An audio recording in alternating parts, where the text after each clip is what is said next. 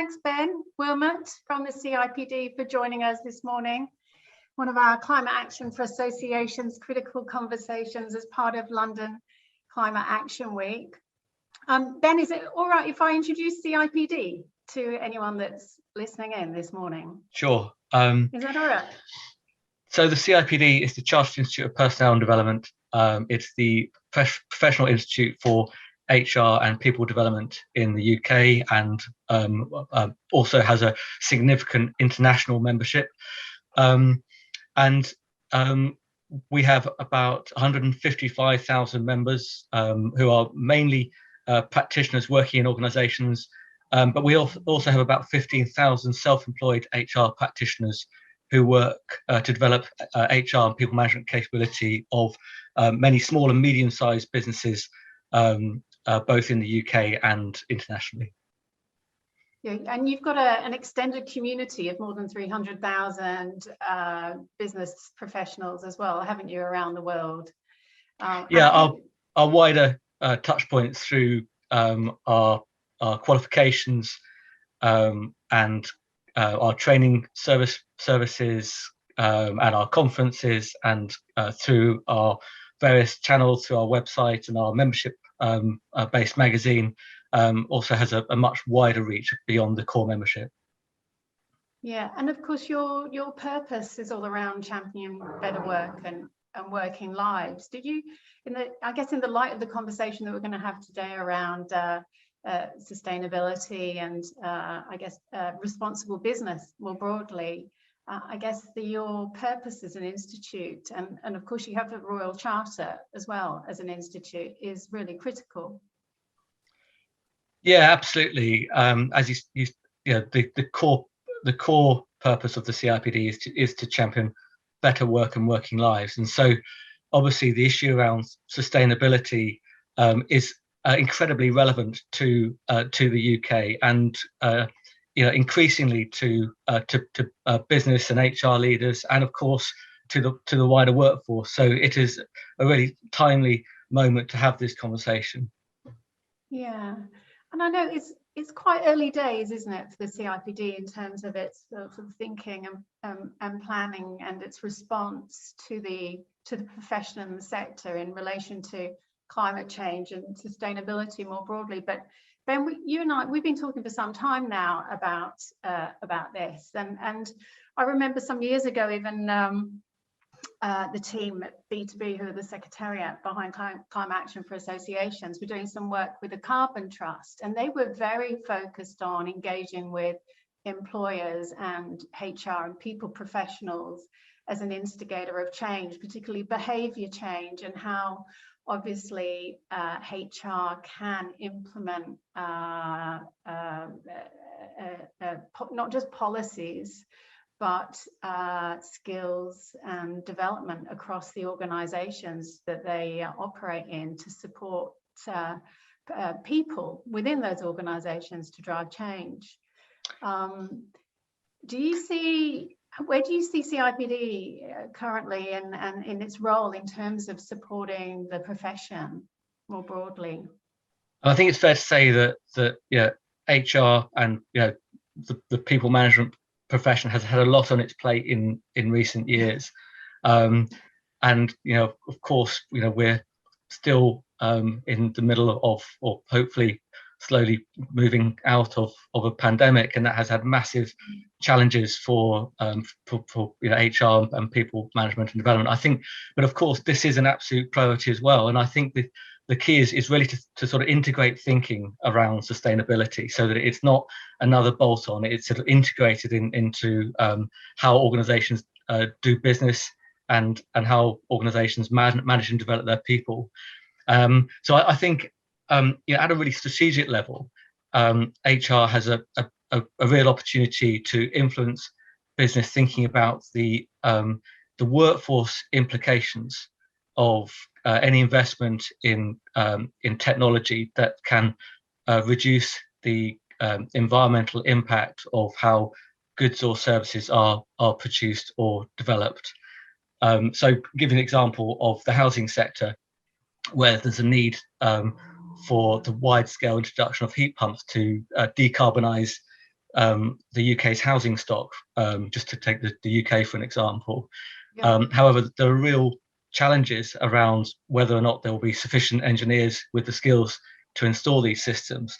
Yeah. Consequently, there's a real need for strategic workforce planning now to identify the size and shape of skills gaps and shortages, and to identify possible solutions. And that could well be employers working at much more cohesively with further education providers at a local level to develop the skills in the local labour market to address some of these skill shortages. So I think it's at that strategic level where HR has a big role to play. And I think workforce planning is a really good way for HR to influence business thinking, because it involves that sort of pestle analysis. So the wider context that firms operate in, the environmental, the social, the legal, the technological context. What does that mean for business strategy or changes to the business model? And of course, what does that mean then for the workforce and how the workforce is managed and how it's developed and trained both now and in the future? So I think that's a really key area for HR when we're thinking about this. But there's lots of other ways that HR should be and can be involved in helping businesses operate in a much more sustainable way.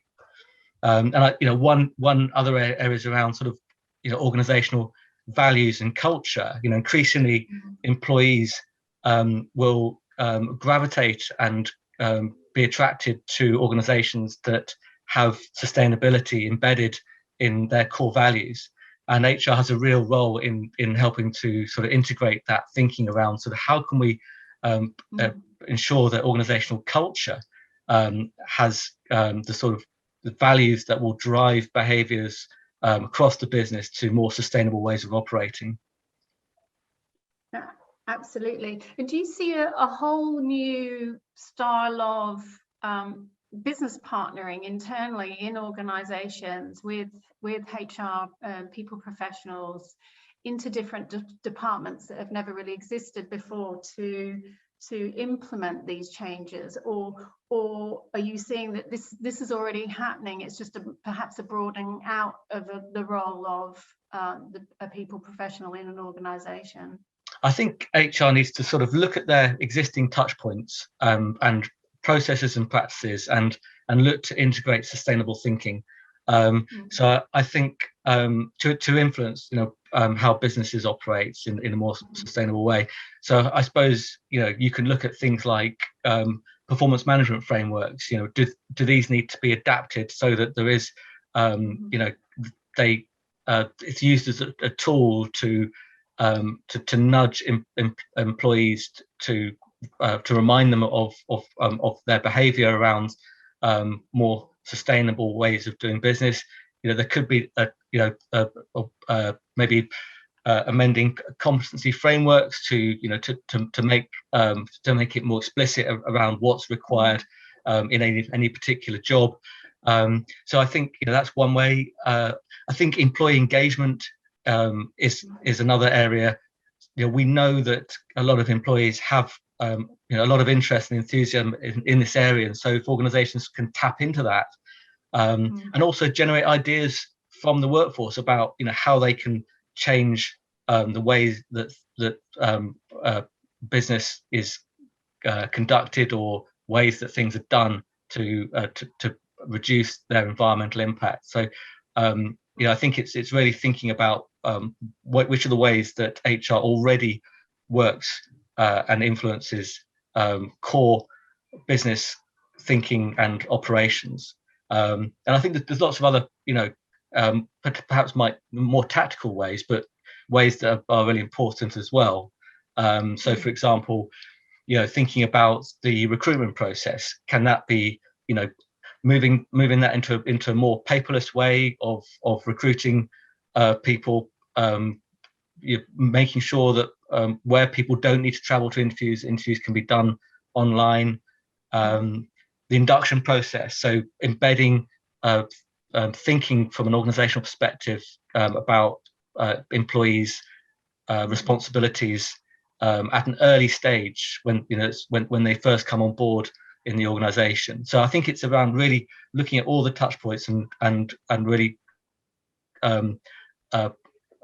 understanding what might be the ways that these can be adapted or changed to integrate this sort of a more sort of this is way we do things, way of thinking, rather than this is something which is an add-on, a bolt-on. Yeah, and I think everything that you just described is interconnected, isn't it? The strategic workforce planning, the recruitment, the cultural and values, employer brand, it all feeds into each other.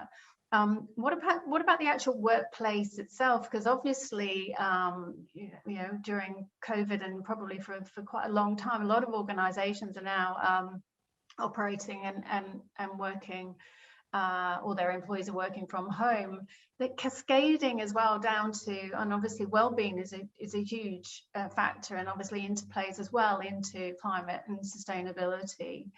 Do you see just a change on the horizon anytime soon, or what does that I think that's certainly another fundamental area where we are going to see major change, lasting change beyond the pandemic. And so we are going to see many more people who are working in a home and or in a hybrid way, so they're balancing their time both in the workplace and working more regularly from home, and that potentially has some advantages, both in terms of people's well-being, so being able to balance their sort of care responsibilities, for example, but also reducing unnecessary commuting and the time and energy emissions generated by unnecessary commutes to the workplace. But I think we also need to think about, well, if people are going to be working from home more, what about their energy emissions, increased energy emissions in their own homes? So I think HR then also has to